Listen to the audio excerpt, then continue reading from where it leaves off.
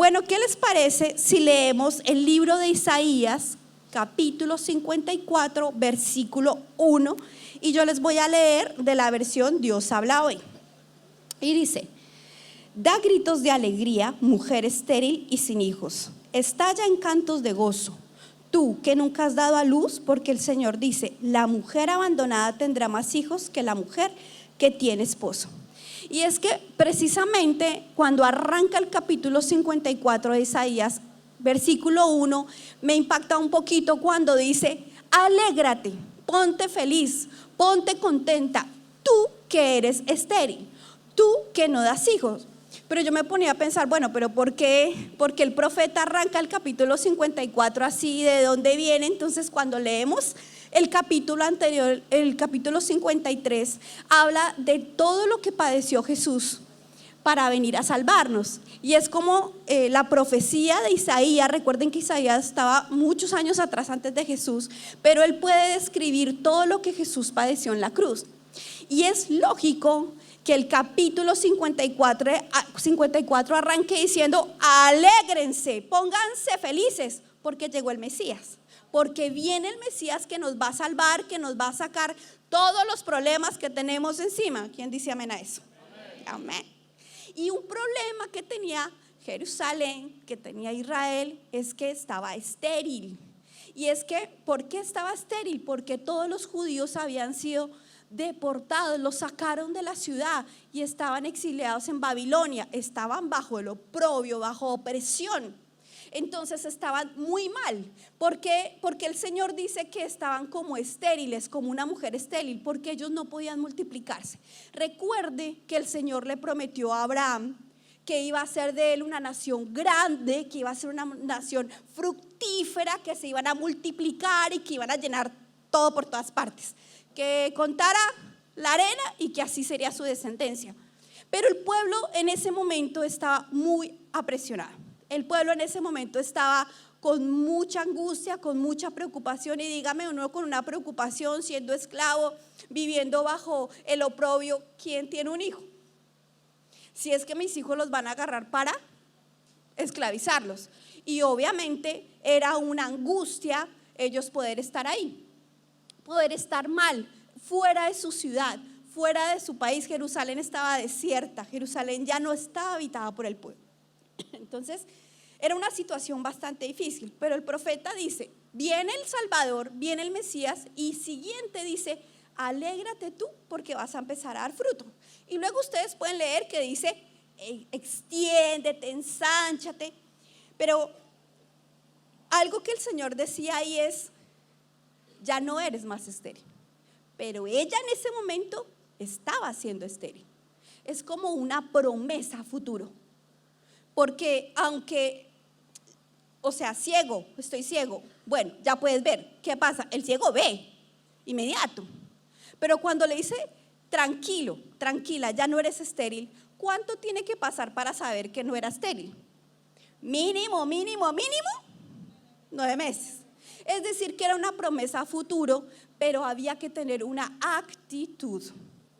La ciudad, del pueblo, debía tener una actitud de regocijo, de gozo, de alegría, porque la promesa de Dios se vino encima y era muy importante. Entonces, algo que nosotros podemos ver acá y cómo podríamos entender un poco la situación del pueblo es que el caso, por ejemplo, de Sara. Sara, todos sabemos que no podía tener hijos, ¿verdad? Sara se demoró un montón en quedar embarazada. Y por eso toda esa triquiñuela que hizo Sara para que con la sirvienta tuviera hijo, y eso le salió mal. O sea, salió Ismael y toda esa situación salió mal. Pero viene el Señor y le da una promesa a Sara y le da una promesa a Abraham. Entonces había una angustia muy grande en el corazón de Sara. Pasaban los años, pasaban los días, pasaban las horas y ella no daba el fruto. Aunque Dios lo había prometido, había como dos tipos de angustia en ella. Había la angustia de no poder dar a luz, de no quedar embarazada. Y escuche esto, lo sabemos, para el pueblo de Israel en ese entonces el valor de la mujer se medía por el número de hijos que tenía. O sea, una mujer era importante para procrear. Entonces, de hecho, los judíos hoy en día son así. De hecho, hoy en día la mujer vale y ellas procuran estar embarazadas. Usted los ve ahí por Once, por Palermo, por Recoleta, con sus cochecitos dobles, 2 subidos, 2 acostados, otros en la mano, van con 5, con 6. Yo conozco uno que tiene 9 varones. Tengo otra que tiene 8 niñas. Entre más hijos, para ellas es más honra. Su valor es más importante. Y obviamente no solamente es tenga, salga, sino criarlos sanos, saludables, buenas personas, de ejemplo. Todo eso la hace la mujer. Para Sara era una aflicción más grande. Imagínate si hoy en día para una mujer, hoy como nosotras, es difícil no concebir. Ser una mujer sin fruto. Yo particularmente, a mi edad tengo 12 años de casada y no he podido quedar embarazada todavía. Yo tengo una promesa. Y sé que yo lo voy a hacer. Le pido al Señor que no me la da a las 90. Y si me lo da a las 90, que tenga como la fuerza para sacarlo adelante como la tuvo Sara. Pero la realidad es que es difícil. Es difícil no dar ese fruto. Es difícil ver que tú te casas con esa ilusión, disfruto en el matrimonio y cuando llega la hora de prepararse, no viene lo que tú quieres. Y todas las demás áreas empiezan a crecer, pero empiezas a quedar rezagado, atrás. Porque hay algo en tu vida que no da fruto. Entonces el primer pensamiento que uno tiene, ¿cuál es? ¿Qué hice mal? ¿En qué pecado ando para que Dios no me bendiga? Entonces empieza uno a darse cuchillo uno solo. Entonces empieza uno a corregir y de pronto hay cosas que uno dice, sí, hay cosas que estoy haciendo mal, hay cosas que no están bien, voy a empezar a cambiar, voy a empezar a corregir, Dios me habló, tengo que cambiar esto, tengo que cambiar lo otro, porque no viene de parte de Dios la esterilidad. Desde ninguna óptica Dios quiere que tú estés estéril. Y ojo con esto, que la esterilidad no la estoy hablando solo de tener hijos físicos. Estoy hablando de crecer. Estoy hablando de dar frutos, de ser fructífero, de extenderse en todas las áreas de tu vida. Entonces, cuando uno se encuentra frente a una situación de estas en un área de tu vida, como por ejemplo, creces, te casas, tienes hijos, pero los chinos crecen en la adolescencia y no se consagran. Es el Dios de mi papá, no es mi Dios. Y empieza el noviecito a rondar y empiezan los muchachos a ponerse el arete, a dejarse el pelo largo, a pintárselo de colores, a ponerse falda. Empieza una lucha con los hijos. ¿Por qué no doy fruto en eso? Si voy a la iglesia, estoy consagrado y mis hijos no se están consagrando. ¿Por qué la lucho y el área financiera no levanta? ¿Por qué hay tanta dificultad en el área financiera? No me sale un buen trabajo. Bueno, cada uno tiene que observar, analizar, mirar en qué área de su vida no está dando fruto. Hay como una esterilidad ahí. Hay otras áreas que pueden avanzar, pero hay una en particular que puede estar estancado, como tu ministerio, como tu célula o cualquier área de tu vida. O por ejemplo, como, qué sé yo me casé a los 34 años y yo decía, no, me iban a llegar los 30. Yo decía, no, por Dios, yo no me puedo quedar solterona.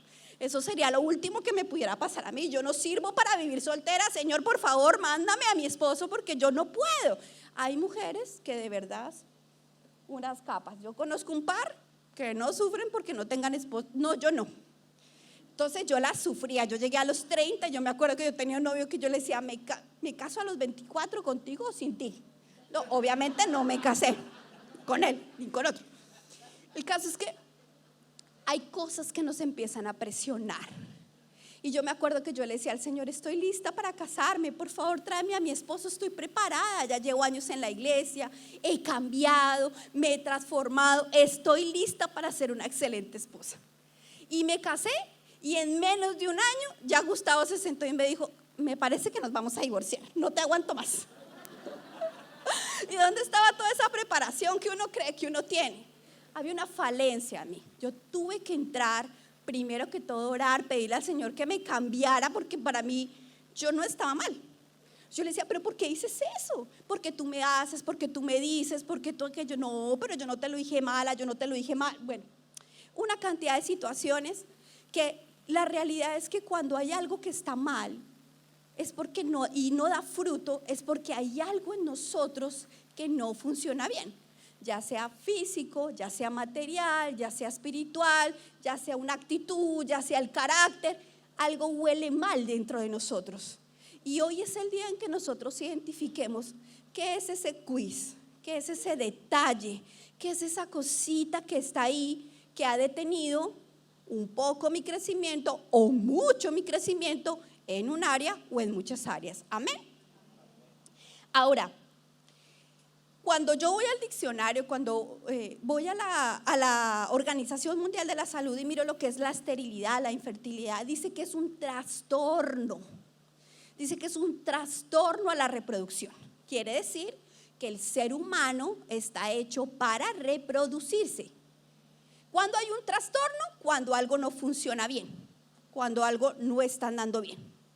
Y cuando nosotros miramos en Isaías 54:1 la palabra estéril que aparece en los versos que les leí, yo encontraba que en el original había un detalle muy especial, y es que la palabra en la traducción del hebreo antiguo en que fue escrito, aparece una palabra que es akar, A-Q-A-R, se pronuncia akar, que significa esterilidad. Pero encontré que hay diferentes tipos de esterilidad en la palabra. ¿Qué pasa? Las diferentes palabras significan esterilidad, pero las causas de esa esterilidad son distintas. Entonces, obviamente es diferente una esterilidad de una mujer a una esterilidad de la tierra, por ejemplo, ¿cierto? Son dos diferentes, pero ambas son esterilidad.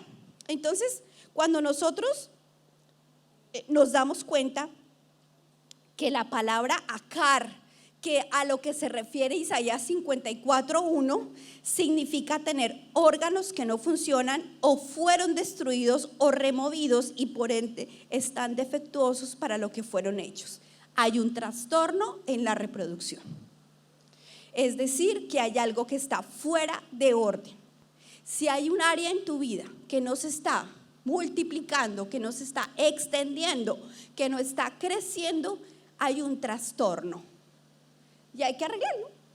Lo mejor cuando uno tiene un problema de salud es que te den un diagnóstico, porque cuando hay un diagnóstico, ¿qué viene? El tratamiento que te va a curar de la enfermedad. El problema es cuando yo no tengo el diagnóstico. Entonces hay algo que me está pasando, que no me siento cómodo, que no me siento bien, y de repente no tengo ni idea por qué. Pero cuando yo voy al doctor y el doctor me da el diagnóstico, me hace los exámenes y me dice, mira, lo que tú tienes es tal cosa. Entonces el médico me dice, tranquilo, tranquila, es grave, no es grave, pero aquí está el tratamiento, lo vamos a hacer y te vas a curar. Entonces lo mejor es nosotros poder identificar qué es lo que nosotros tenemos hoy, porque hoy tenemos el diagnóstico, pero a la vez tenemos el tratamiento. Amén. Ahora,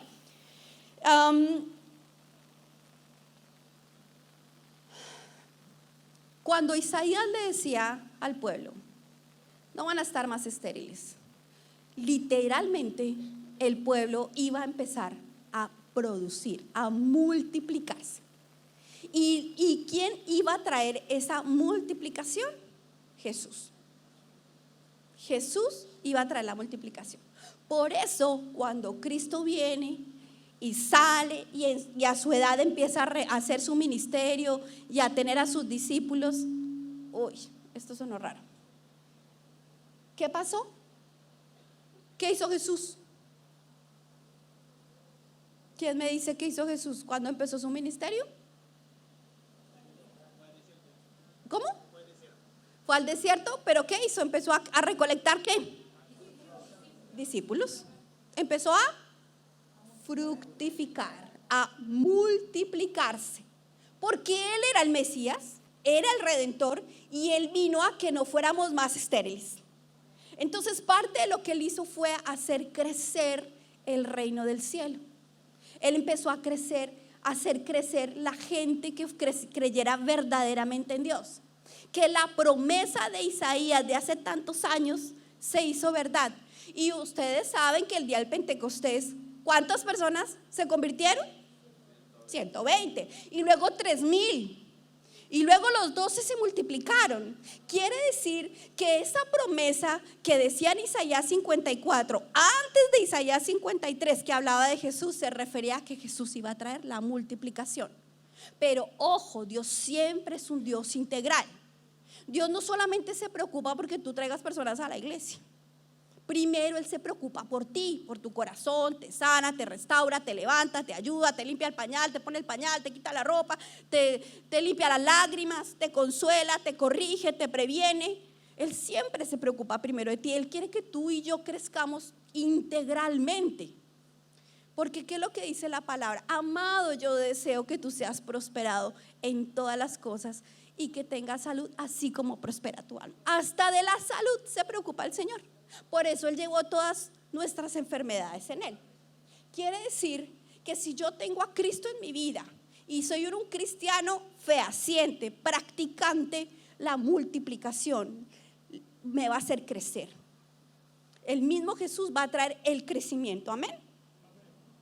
Pero si yo tengo un área que no está creciendo, que estoy estancado, porque ojo, hay mujeres que sí quedan embarazadas, pero en la mitad, chaolín pingüín.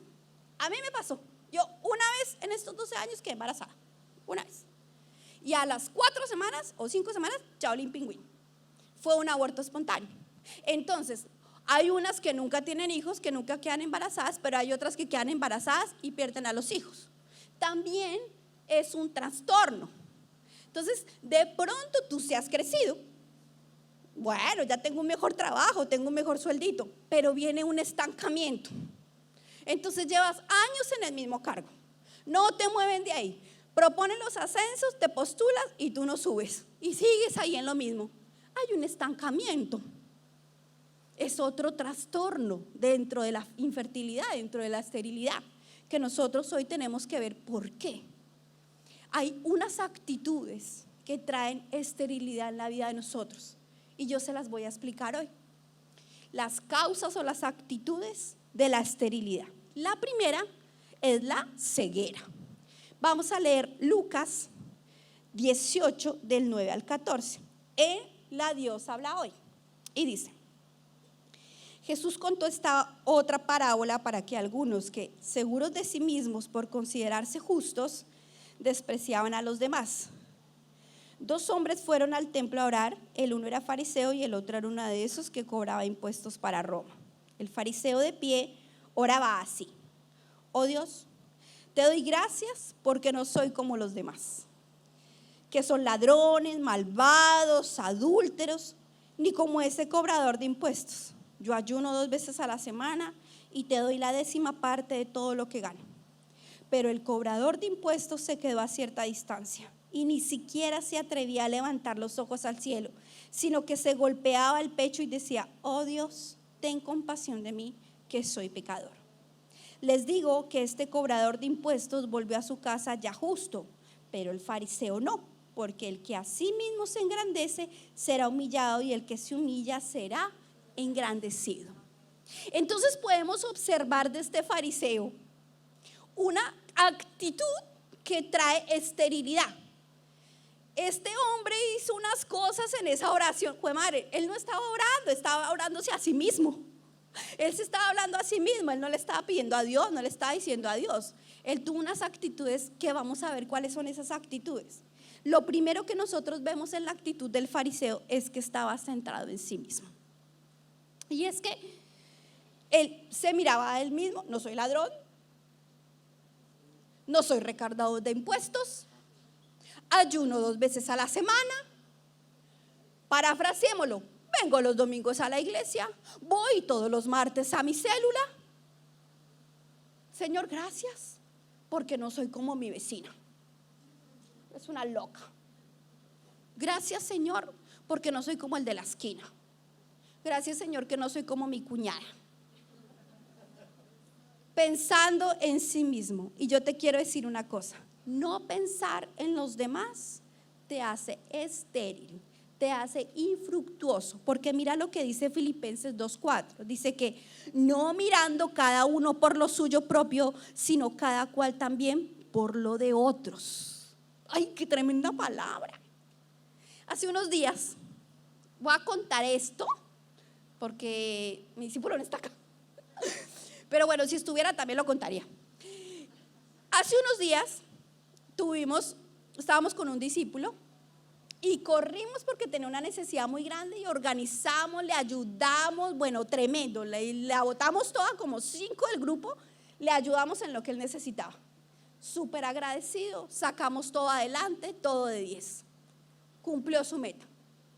Una semana después, otro consiervo necesitaba una ayuda un poquito parecida. Y todos, no, sí, le vamos a hacer, no sé qué.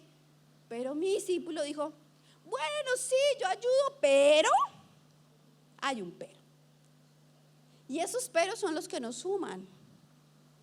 Porque si yo me preocupo solo de mí mismo, yo lo entiendo.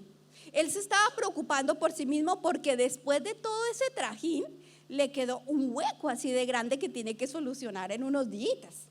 Entonces, hacer el favor a la otra persona implicaba él iba a perder algo, iba a tener que sembrar.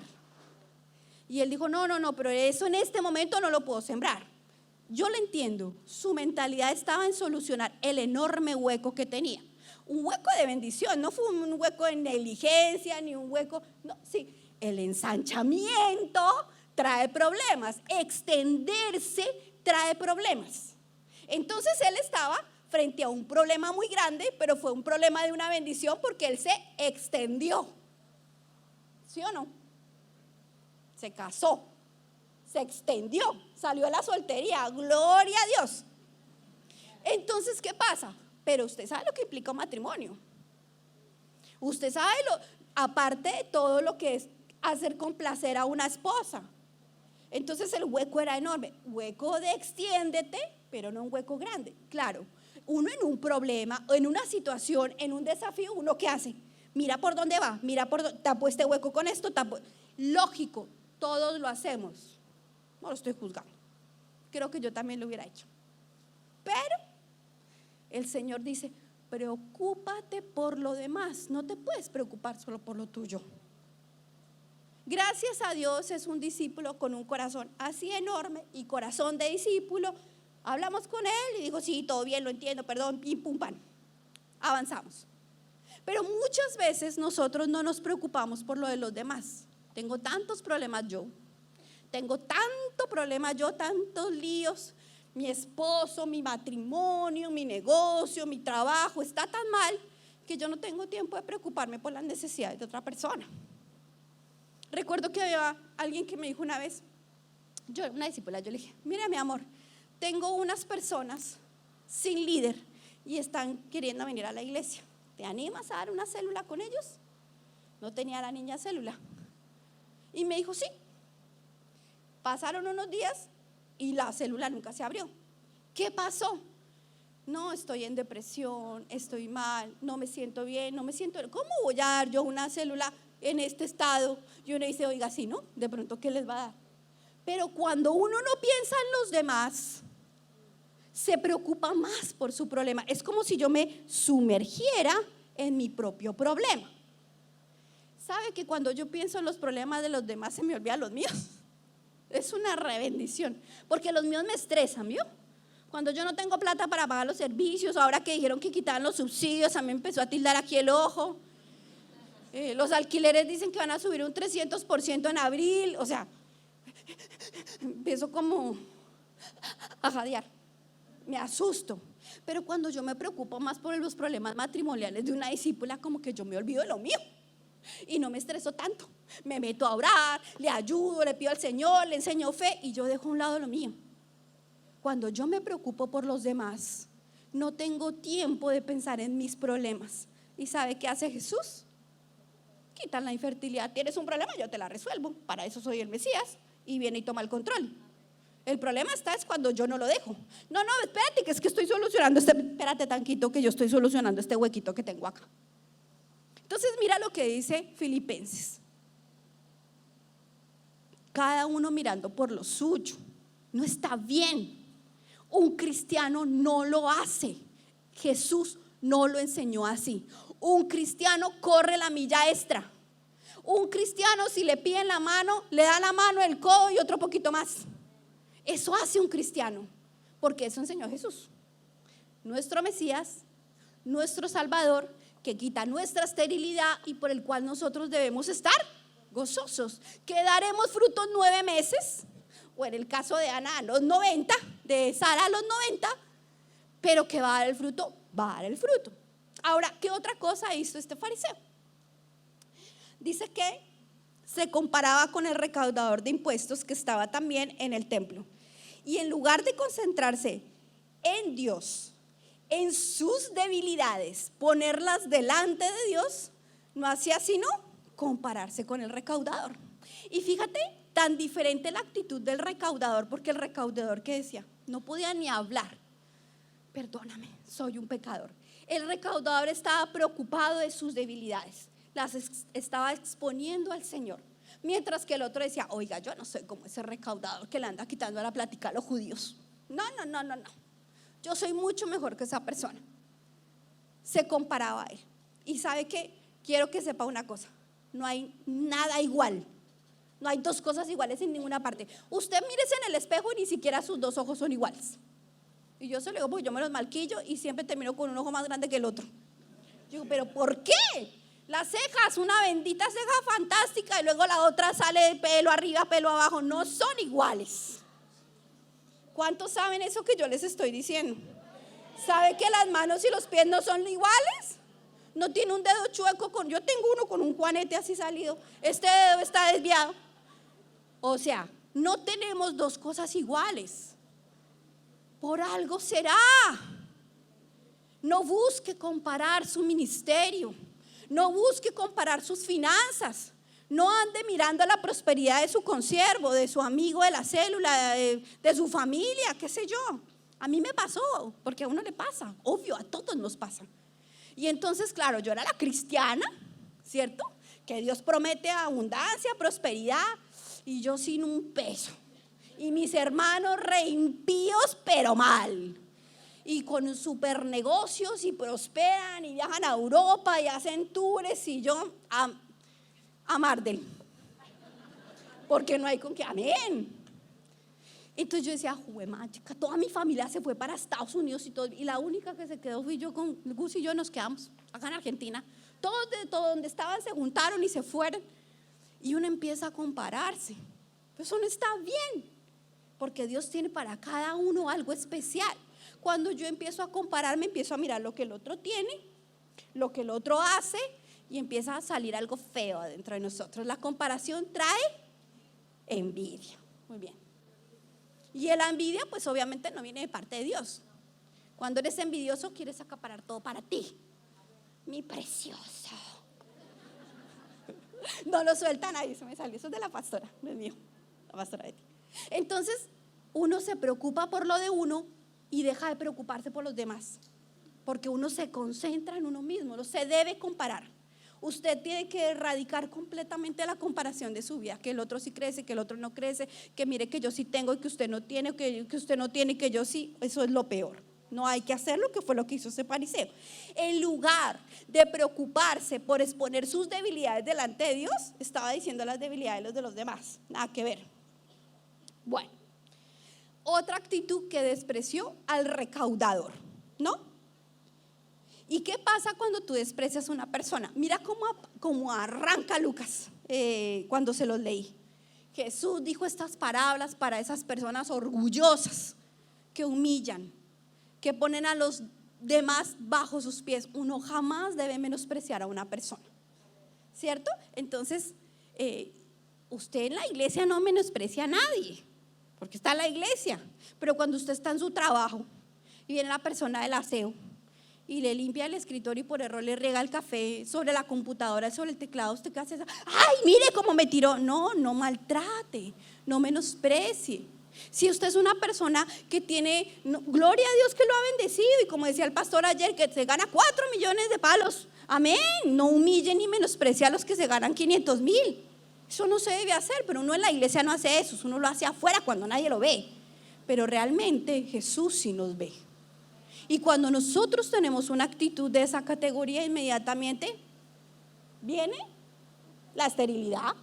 No vas a dar fruto. Te está afectando un área de tu vida porque estás menospreciando a las personas. Ahora, lo otro que hizo este fariseo es que se creía mejor que los demás. ¿Por qué el fariseo se creía mejor que los demás? Porque él puso unas reglas, su ambiente puso unas reglas y le decía según sus reglas que él estaba bien, que ayunaba, que oraba y que las reglas del judaísmo decían que eso debía hacerse así, que no se debía cobrar intereses.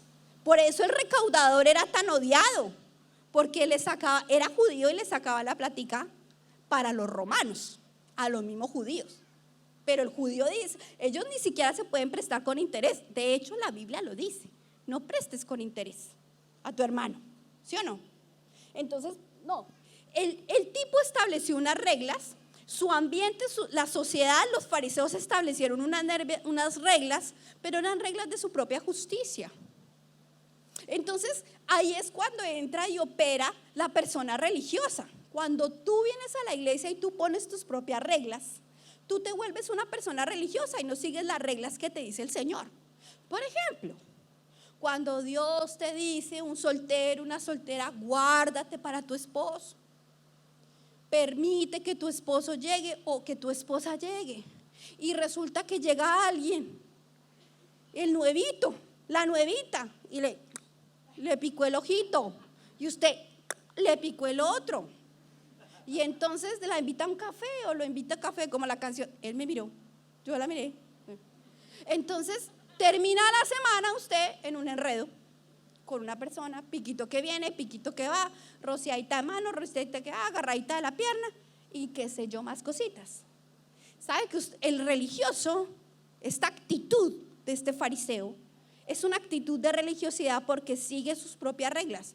Voy el domingo a la iglesia, voy los martes a mi célula, voy al encuentro de líderes, pero cuando tengo la oportunidad, se me olvida todo lo que Dios me ha dicho y aprovecho, mano a la presa.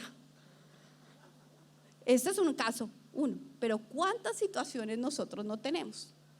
Por ejemplo, que manejemos dinero en el trabajo y que de pronto sea una organización desordenada y tú tengas la oportunidad de agarrarte un billetico. O cuando vas a pagar a la tienda y el de la tienda, el del chino, te dio un billetico de 1,000 de más. Ay, gloria a Dios, el Señor me bendijo con 1,000 pesitos.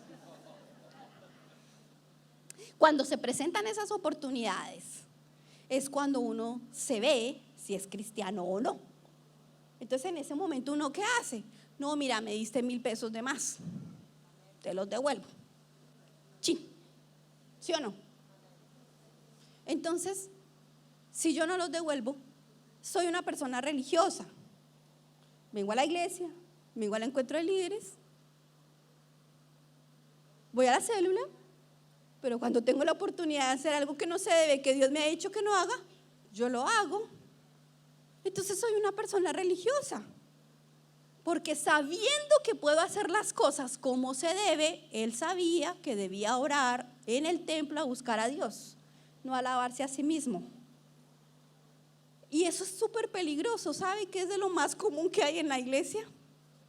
La gente religiosa que viene y se sienta, calienta puesto, se engorda de la palabra, se engorda de enseñanza. Hay curso bíblico, se mete al curso bíblico, o sea, se mete a todo lo que enseñan. Pero el día que uno le dice, vaya papito, abre una célula, gánese a su familia, no quiere. Sabiendo que lo debe hacer porque Jesús lo enseñó, no lo hace. Es una persona religiosa. Y es gravísimo porque es no obedecer la palabra. ¿Ok? Entonces, por eso no va a dar el fruto. Porque si no obedece lo que Dios le dice y sabe que lo que hay que hacer está bien, sabe que tengo que hacer esto y no lo hago porque Dios lo dice, pues yo no voy a dar el fruto porque no lo hago. Amén.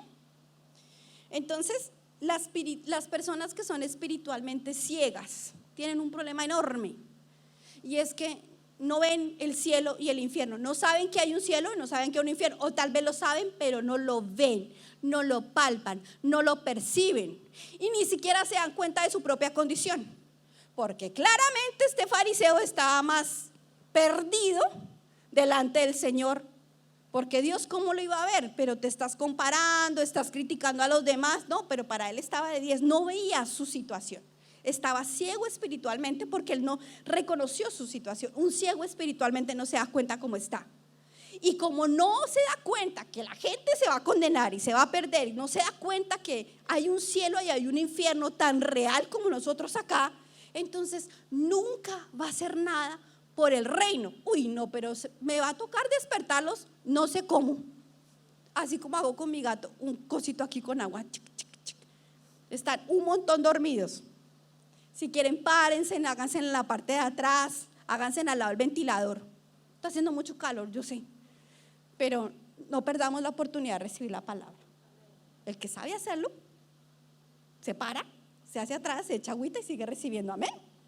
Bueno, entonces, lo segundo, les decía, las personas con ceguera espiritual nunca van a hacer nada por el reino, nunca van a hacer nada por el Señor, nunca van a ganar una persona, porque están ciegas espiritualmente. No entienden que el mundo se está perdiendo y que el Señor necesita que levantemos una generación para Cristo, que se está perdiendo toda una generación. Una persona con ceguera espiritual no lo ve. Ahora, ¿cuál sería lo segundo? Callar. Proverbios 30, 15, 16. 2 hijas tiene la sanguijuela, que solo saben pedir. Hay 3 cosas y hasta 4 que nunca se satisfacen: el sepulcro, la mujer estéril, la tierra falta de agua y el fuego insatisfecho. Mire que en el hebreo original este verso habla de la mujer estéril, pero aquí utiliza otra palabra diferente a car. Aquí utiliza la palabra oster, que significa cerrar y restringir, callar y detener.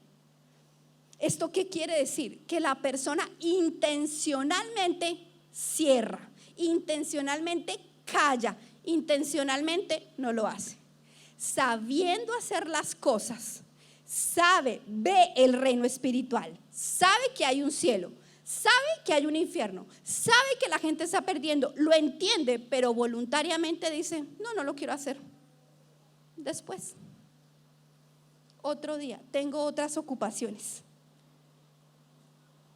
Es terrible. La persona misma se niega a ser fructífera. La persona misma se niega a ser fructífera. Es tenaz. Solamente se va a preocupar por llenar sus bolsillos, por satisfacer sus propias necesidades. Nunca va a pensar en las necesidades del otro. Jamás. Y dice: no, en este no es el momento. Yo no. Tuve una vez un discípulo que decía: no, a mí la iglesia me encanta, todo bien, ha mejorado mi matrimonio, todo, una pareja, pero yo líder no quiero ser. Y es que la verdad el Señor nos dijo: vengan a ser fructíferos. Líderes es como el título, pero realmente no es ser un líder, es ser fructífero. Es darle al Señor algo mínimo de todo lo bueno que Él nos ha dado. Porque no es que uno los forme, el que los forma es el Señor. Uno lo que hace es orientarlos, guiarlos: no te metas por ahí, vente por acá, córrete allá. Pero realmente es el Señor el que los hace levantar, crecer. Es el encuentro con Jesús. No somos nosotros, somos unos colaboradores para el Señor. No es difícil hacer el ministerio, porque es el mismo Señor quien Él es su pastor, no nosotros. Pero nosotros debemos ser los colaboradores. Amén. Lo tercero, la tercera actitud que te hace ser estéril: la pereza y la resistencia. Se encuentra en Lucas 1:7. Dice: pero no tenía hijos porque Isabel era estéril. Además, los 2 eran ya muy ancianos. Y esta palabra estéril también significa en el original otra cosa, y es la palabra esteiras, que significa ser estéril porque es rígido, resistente y no ser natural. Y está argos, que es ocioso, lento, perezoso e inútil. Entonces, ¿qué pasaba? Ellos, al ser ancianos, ya no podían tener hijos. Naturalmente ya no les era posible. Había una rigidez en ellos. No era un trastorno, no era un trastorno. Ya la edad, naturalmente se pusieron así como, ustedes me dijeron que uno se pone viejito, que uno ya camina uno así, le duele todo. No, se vuelve una rigidez. Pero eso a su vez, naturalmente, yo ya no lo hago. Es simplemente la persona que dice, no quiero, no me interesa, no lo voy a hacer, me preocupo solo por lo mío, no tengo interés de nada. Bueno, tal vez sí, algún día lo haga. Es perezoso, es lento, es ocioso, porque ya uno a cierta edad ya no camina lento. ¿Lo han escuchado? Viejo, mi querido viejo. Entonces, ¿qué pasa? Pues la edad ya no le da uno para más. Pero imagínense que a Sara a los 90 le salió su panza, entró en trabajo de parto, sin anestesia, sin cesárea, salió su chino y lo sacó adelante. Dios da las fuerzas cuando uno quiere. La angustia de Ana era tremenda porque ella decía, no solamente para mí, sino para Abraham, a él le dio la promesa. Y él está esperando eso, hay una aflicción en ella. Pero uno tiene que sacarse esa rigidez de los años, ¿sabe? Uno se vuelve canchero en esto. Pasan los años, uno va 1 año, 2 años, 3 años a la iglesia, 4 años, 10, 15, 20, y uno se vuelve rígido, se vuelve mecánico. Yo ya canchero, no ya sé cómo lo manejo, cómo lo hago, pero uno tiene que sacarse eso, uno tiene que renovarse. Si hay una actitud de esa, sentir, ya no voy. ¿Para qué vamos el jueves? Vamos a ir por 2 horitas. ¿Para qué vamos el jueves al encuentro de líderes? Rígido, ay no, qué pereza ir por allá. Vamos el viernes. Voy mediodía. ¿Cómo va a perder la plática el sábado? ¿No ve que me lo pagan? ¿O del viernes feriado? Mediodita me pagan 30,000 pesitos, pues entonces yo no voy al encuentro. Esa rigidez, eso que ya naturalmente ya no fluye, como que tú te estás envejeciendo, como que está rígido, ese tipo de esterilidad no te sirve. Hoy necesitamos despercuirnos de eso, amén. Y espero haber sido clara en esas actitudes, en esos comportamientos que a veces uno tiene y uno quiere crecer, porque todos los que estamos aquí, yo creo que queremos crecer. ¿Cuántos quieren crecer en su vida financiera? ¿Cuántos quieren crecer en su vida familiar? ¿Cuántas quieren ser mejores esposas? ¿Cuántos quieren ser mejores esposos? ¿Cuántos quieren tener mejores hijos? Amén. ¿Cuántos quieren tener mejores discípulos? ¿Cuántos quieren tener más discípulos? Amén. Todos queremos crecer, multiplicarnos. Pero tal vez aquí sentados tenemos una ceguera y no nos damos cuenta que estamos con una pausa. Tal vez dimos algo de fruto, pero no lo suficiente. No avanzamos, estamos estancados. ¿Sabe qué? Mirando un poco las inscripciones al encuentro de líderes, yo me quedé un poco desilusionada porque prácticamente creo que estamos repeat de los que vinimos hace 1 año. Tal cual los que vinimos hace 1 año estamos acá. No crecimos nada. Las mismas 450 personas se inscribieron este año. No sé si las mismas, ponele, salió uno y entró uno nuevo, pero seguimos los mismos. 1 año donde uno trabaja, predica, hace, trae, lleva. Vos y yo llevamos 1 año estancados. No pasamos de número. Y no es porque las personas sean número, es porque dice el Señor que Él desea que nosotros seamos prosperados. Fíjate lo que dice Juan 15:8: en esto se muestra la gloria de mi Padre, en que den mucho fruto y lleguen así a ser verdaderos discípulos míos. Si yo no estoy dando el fruto, si yo nos hemos sentado, hemos pensado, analizado, ¿qué pasa? ¿Por qué no subimos? No porque veamos la gente como un número, sino porque la multiplicación es parte de nosotros. Yo necesito traer problemas de multiplicación a mi vida, porque si yo no traigo problemas de la multiplicación, mis propios problemas me van a sumergir y no voy a permitir que Dios los controle, que Dios los tome. ¿Cuál es la respuesta a todo esto? ¿Cuál es la respuesta a quitar esa esterilidad, a quitar esa pausa en mi vida? Y es fácil.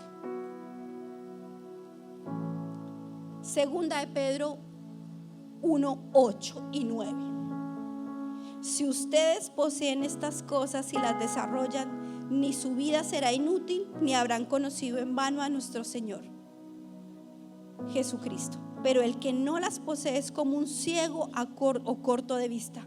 Ha olvidado que fue limpiado de sus pecados pasados. Si tú no buscas avanzar, si tú no buscas crecer en toda tu vida, porque Dios es un Dios integral, Él no va a querer que tú crezcas ministerialmente y andes predicando de la prosperidad financiera y toda la vida andes con los mismos zapatos rotos y gózalos otra vez, las medias rotas adelante y cosidas, el pantalón roto por acá y cosido. Él quiere que tú prosperes, que tus discípulos te digan: uy, líder, está estrenando, qué lindo. Uy, líder, qué auto que vino tan espectacular.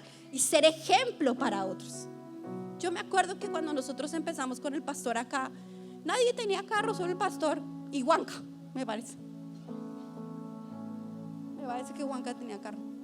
Y todos los demás, eche colectivo, eche subte. Y el pastor nos decía: un día ustedes van a tener auto, un día ustedes van a crecer. Y nos ha formado y nos ha enseñado a ser integrales. Y uno la rema, porque uno cae, se levanta, vuelve y la rema. Pero si uno no se preocupa por eso, nunca va a crecer. Ahora creo que todos los dos sí tienen carro, gloria a Dios por eso. Los 144. Pero nosotros necesitamos convertirnos en personas de ejemplo para otros. Y hay que sacar la pereza, la vejez, la rigidez, lo que sea que nos esté trayendo esa esterilidad.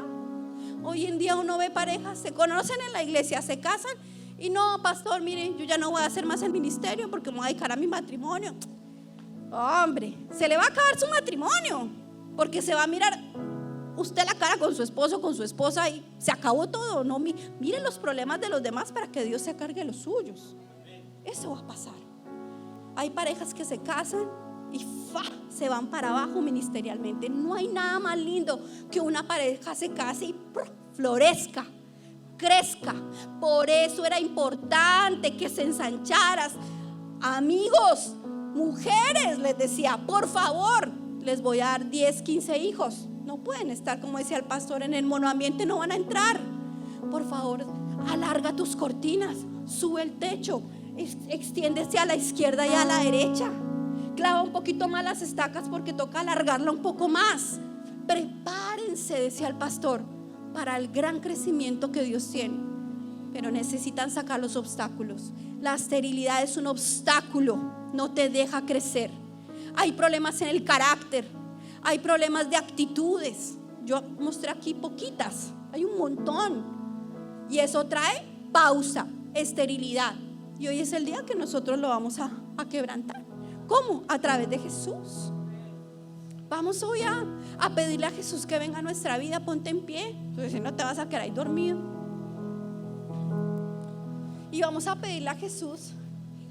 Isaías 53, vino el Salvador. Hoy lo vas a llamar, le vas a pedir que te toque, que te quite la ceguera, que te muestre qué es lo que tú debes cambiar, cómo lo debes hacer.